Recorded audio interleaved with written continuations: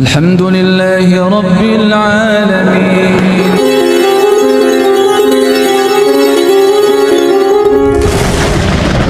Tapi bagi orang-orang yang hatinya seperti burung ini, meskipun sudah tahu peta ilmunya seperti itu, tetap Pak takut Pak, was-was. Iya kalau sempat taubat, iya kalau tidak pas melakukan dosa itu pas Allah ambil nyawanya.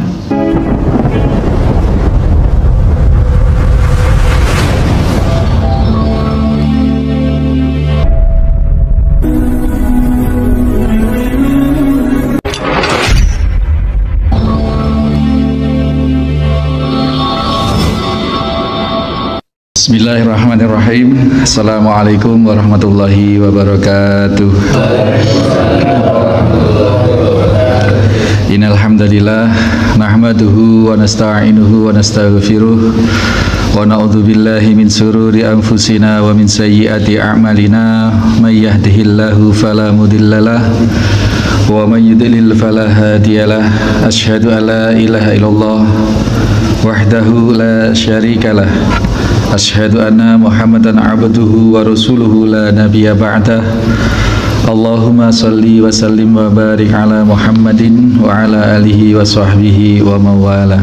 Jamaah Musholla Al-Hikmah sama subuh rahimani wa rahimakumullah. Tawakal, bersandar hanya kepada Allah Subhanahu wa taala. Nah, orang-orang yang demikian nanti ini akan punya pintu tersendiri untuk memasuki surga. Artinya apa? Allah memberi perhatian khusus pada orang-orang yang hatinya tawakal, seperti hati burung. Burung itu tidak pernah Pak punya simpanan makanan. Sekali berangkat dimakan, sekali pulang habis untuk hari itu. Itu burung itu kategorinya miskin, berarti miskin. Nggak ada burung yang punya tandon makanan kayak kita, punya daringan. Oh ini beras untuk 1 bulan. Oh ini saldo untuk kecukupan 1 minggu, 2 minggu atau 1 bulan atau bahkan setahun.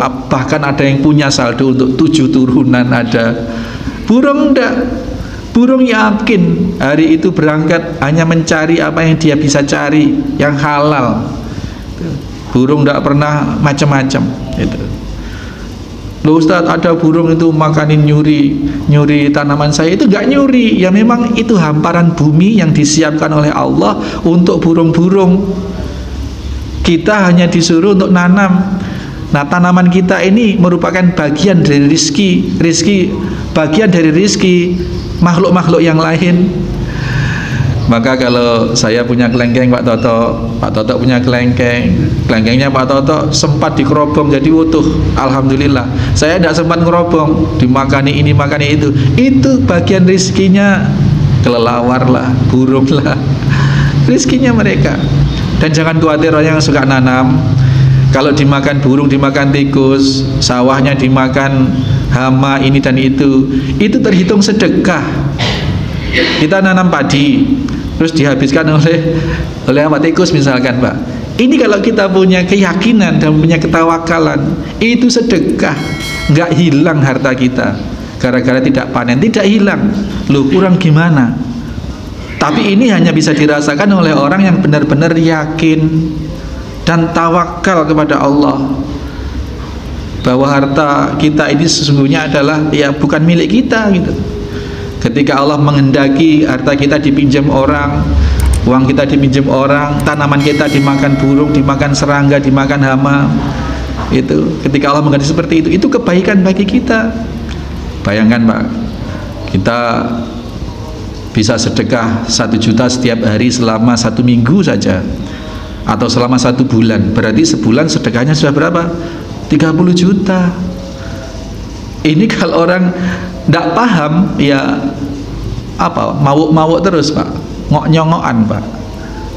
Tapi kalau orang yakin, tahu peta spiritual seperti itu, ya tenang-tenang saja gitu. Gak dikembalikan, ya pengen nggak usah nagih, karena nikmat setiap hari sedekah seperti itu, ya itu tawakal. Dinisbatkan burung itu hatinya tawakal. berangkat begitu saja, hanya mencari karunia Allah, pulang kenyang, tidak perlu suap, tidak perlu macam-macam nipu orang, tidak perlu begini dan begitu. Yang kedua, dinisbatkan ke hati burung tadi itu adalah qulubuhum raqiqatun, hati mereka lembut. Burung itu Pak sangat-sangat waspada, sangat lembut.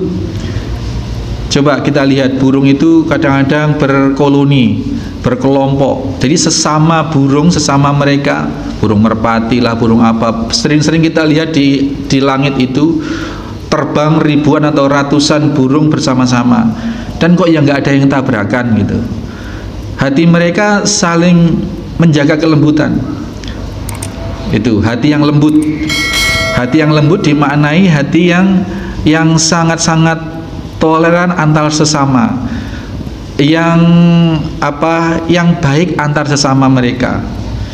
Nah, ini kita bertetangga, kita bermasyarakat, berusaha untuk sebaik-baik mungkin menjaga keharmonisan di dalam berkeluarga besar di dalam satu masyarakat. Ini yang pertama, mereka hatinya lembut, saling pengertian, saling inilah kebersamaan. Yang kedua, kelembutan hati atau kelembutan ini adalah jiwa yang sedemikian waspada, yang sedemikian was-was dengan bahaya. Kita lihat burung hinggap di dahan, kita lewat, dia sedemikian waspada dan terbang. Itu. Maka sebenarnya menghalau burung itu gampang di sawah itu. Cukup didirikan tongkat, dikasih umbul-umbul atau bikin orang-orangan, digerak-gerakkan dikit, burung lari terbang gitu. Itu saking jiwa was-wasnya burung itu luar biasa. Nah, kemudian apa yang bisa kita ambil dari sisi ini? Dari sisi jiwa burung yang was-was, yang selalu was-was, yang selalu waspada itu, orang-orang yang beriman ini akan selalu ngitung kalau mau berbuat dosa, akan takut Pak, akan selalu berhati-hati jangan sampai terjerumus dalam dosa. Kalaupun paham bahwa Allah mengampuni semua dosa asalkan bertaubat, Allah akan, bahkan dosa sebesar apapun, sebesar gunung, dosa yang memenuhi buih di lautan sekalipun, asalkan tidak membawa kesyirikan, bertaubat Allah ampuni. Dosa ampuni, bersih. Dosa lagi, ampuni lagi. Taubat lagi, ampuni lagi, bersih lagi. Tapi bagi orang-orang yang hatinya seperti burung ini, meskipun sudah tahu peta ilmunya seperti itu, tetap Pak takut Pak, was-was. Iya kalau sempat taubat, iya kalau tidak pas melakukan dosa itu, pas Allah ambil nyawanya, pas di pelacuran, naudzubillah, pas di pelacuran, pokoknya tahu meskipun berzina misalkan, nanti kalau bertaubat pasti Allah ampuni, itu pasti Allah ampuni, betul Pak, Allah pasti Allah ampuni asalkan taubat. Masalahnya sempat taubat enggak? Ini yang kemudian kewaswasan orang-orang yang memiliki hati seperti burung. Jangankan hal dosa-dosa besar, dosa kecil saja takut apabila ketika melakukan dosa kecil itu kemudian pas Allah ambil nyawanya saat itu juga. Ini burung seperti itu. Nah, orang-orang yang punya kehalusan hati, kelembutan hati, baik pada sesama, kemudian menjaga diri dari hal-hal yang membahayakan dirinya dunia akhirat, inilah. Dan di dalam surat Fatir ayat 28 itu Allah menyatakan bahwa innama yakhshallaha min ibadihil ulama. Sesungguhnya orang-orang yang paling takut kepada Allah itu adalah orang-orang yang berilmu, para ulama, orang-orang yang berilmu, orang-orang yang alim. Jadi semakin alim seseorang itu semakin takut kepada Allah Subhanahu wa ta'ala. Alim dalam makna yang luas, tidak hanya mengetahui tetapi juga bisa merasa, juga bisa menghayati dan mengamalkan ilmunya. Itu yang alim yang sesungguhnya. Tidak hanya sekedar tahu, tidak hanya sekedar punya banyak pengetahuan. Ini jadi Bapak Ibu sekalian, sebisa mungkin Di antara amaliyah-amaliyah yang memungkinkan mendatangkan rahmat Allah sehingga masuk surga, jelas puasa, sholat, zakat, iya, zikir, menghafal Al-Quran, ya jelas. Nah, ada pintu-pintu yang juga memungkinkan kita bisa masuk surga melalui pintu tersebut, yakni apabila kita bisa melatih hati kita, memformat hati kita menjadi seperti hatinya burung. Kalau hal seperti ini tidak cukup diketahui, tetapi harus dilatih. Kalau keterampilan atau hati itu harus dilatih untuk bisa berderma, untuk bisa tawakal, harus dilatih. Tidak cukup hanya diteorikan.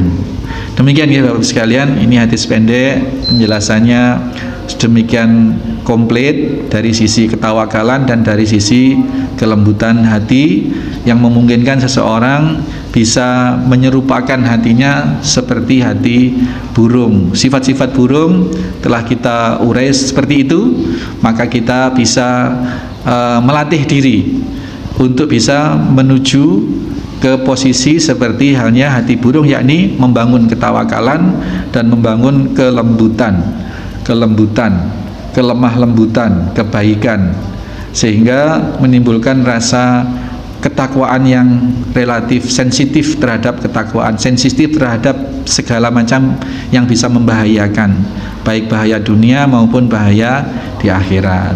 Demikian untuk materinya.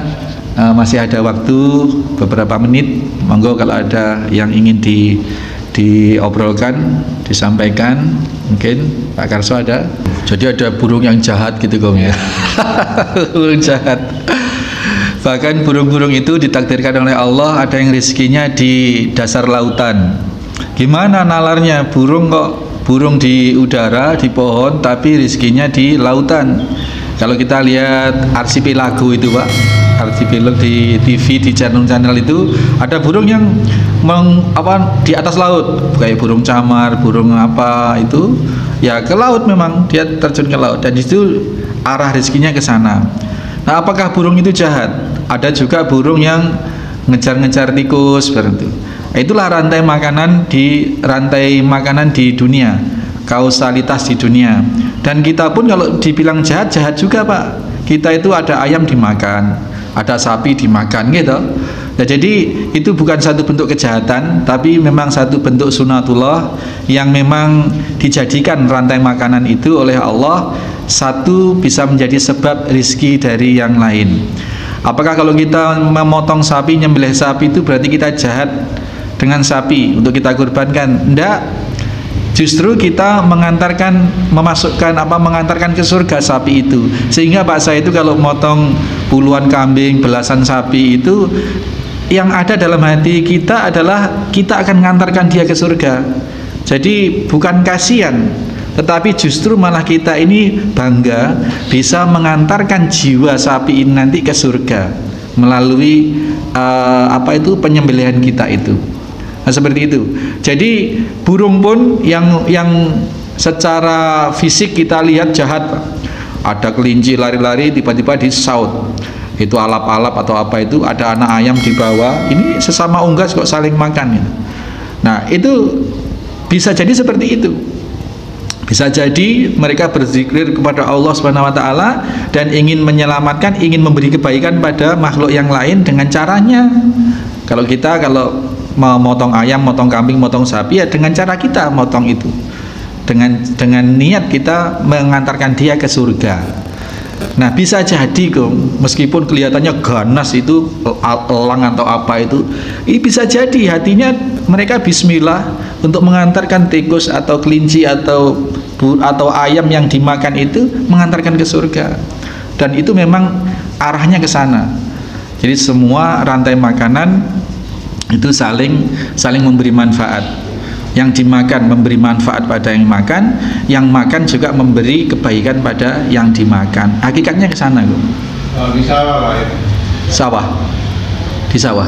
Kalau di sawah padi itu yang merugikan. Iya. Rugi secara ekonomi iya, tapi kalau kita ke hakikat lagi itu ya, iya, tidak rugi juga gitu. Makanya di situ perbedaan penyikapan orang yang tawakal, yang yakin dan yang tidak. Kalau orang yang tidak yakin kepada kausalitas Allah tadi, sunatullah tadi itu, padi kelong sidik meso-meso Pak, bisa jadi ini merugikan atau bahkan sampai habis pun. Ya, itu akan meso-meso, tasahud, marah hatinya. Nah, ini yang tidak diperbolehkan. Ya gimana lagi, kita sudah berusaha, sudah dikasih orang-orangan, sudah dikasih obat racun tikus, masih saja tikus makan. Tidaklah tikus itu makan kecuali atas kehendak Allah. Tidaklah padi kita berkurang kecuali atas kehendak Allah. Kalau kita mikirnya ke sana, ya sudah, gimana? Tidak perlu marah-marah. Kemudian kaitannya dengan tadi di sawah. Orangnya berikhtiar masang umbul-umbul, bahkan juga ditembak dan sebagainya. Ini hati orang itu kita ya, memang tetap mempunyai koridor tawakal. Betul Pak. Sehingga burung itu tertembak mati. Bukan berarti terus kita nanam terus kita biarkan biar dimakan. Ya enggak gitu juga. Bentuk ikhtiar kita bikin orang-orangan, masang racun-racun tikus gitu. Terus bikin tembak atau apa. Itu bentuk ikhtiar kita dan itu kebaikan. Rasul SAW ketika ada seorang sahabat masuk masjid, ontamu kau taruh mana? Saya biarkan ya Rasul di luar.